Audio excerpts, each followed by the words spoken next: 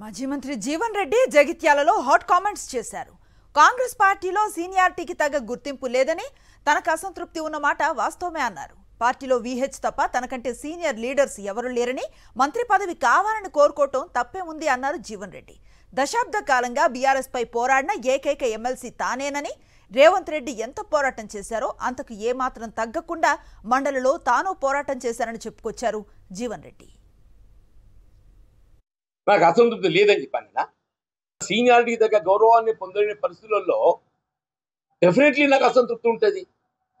పార్టీలో నా స్థానం ఏంటి, నా సీనియారిటీ ఏంటి నేను వ్యక్తం చేసినప్పుడు అదే వ్యక్తం చేసింది. నేను ఇవాళ కూడా చెప్తున్నా, పార్టీ నా స్థానం ఏంటి, నా సీనియారిటీ ఏంటి అనేది. అటు శాసన సభ్యుడిగా, శాసన మండలి సభ్యుడిగా అన్కాంప్రమైజ్